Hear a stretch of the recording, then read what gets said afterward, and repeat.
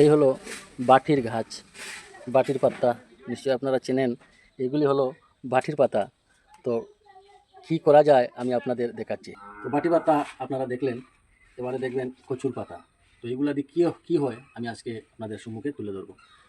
তো এখন বর্তমান সাধারণত ওয়েদার চেঞ্জ হয়েছে। তো ওয়েদার চেঞ্জের সাথে সাথে আমাদের সব এলাকায় দেখা যায় যে অনেকেরই জ্বর আছে, পেটের সমস্যা আছে, সাথে মাথার ব্যথা আছে।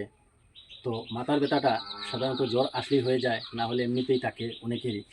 তো এটি থেকে মুক্তি পাওয়ার জন্য আমি আজকে আপনাদের সম্মুখে একটি গ্রাম্য পদ্ধতি আমি বলে দিচ্ছি। মাথার বেদনা সাধারণত ৩-৪টি কারণে হয়। এর মধ্যে একটি কারণ হলো মাথার মধ্যে জল জমা হয়ে যায়। সর্দি পর্যাপ্ত পরিমাণ হয় না। যদি সর্দি হয়ে যেত তাহলে মাথার বেদনা অটোমেটিক ছেড়ে দিত, কিন্তু সর্দি হয় না পর্যাপ্ত পরিমাণ, তাই মাথার বেদনাটি কমছে না। তো এবারে আপনি কী করবেন, এই আপনারা দেখতেন কচুর পাতা প্রথমে মাথাতে দিয়ে দিলাম, তারপরে এই দেখেন বাটির পাতা এই দিলাম, তারপরে আবার কচুর পাতা, তারপরে বাটির পাতা। পাতাগুলি আছে, এটি অত্যন্ত ঔষধি, প্রকৃতির দান।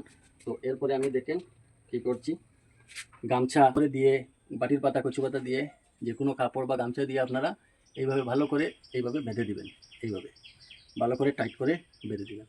বাঁধার পর আপনার যা যা কাজ আছে আপনি করতে পারবেন। বাঁধা অবস্থায় কোনো অসুবিধা নেই। 1.5 ঘন্টা, মিনিমাম 1.5 ঘন্টা আপনারা এইভাবে রাখবেন। মাথা গরম হয়ে যাবে, আপনারা খুলবেন না। তারপরে যখন আপনারা খুলবেন 1.5 ঘন্টা পরে বা 2 ঘন্টা পরে, না আশা করি কমে যাবে। তো এইভাবে আপনাদের যাদের এইভাবে মাথার বেদনা ছাড়ছে না বা সাথে জ্বর রয়েছে, সর্দিও হচ্ছে না, তো এই পদ্ধতি আপনারা অবলম্বন করবেন। ভালো লাগলে ভিডিওটি অবশ্যই শেয়ার করবেন এবং কমেন্ট করে জানাতে ভুলবেন না। সকলকে ধন্যবাদ।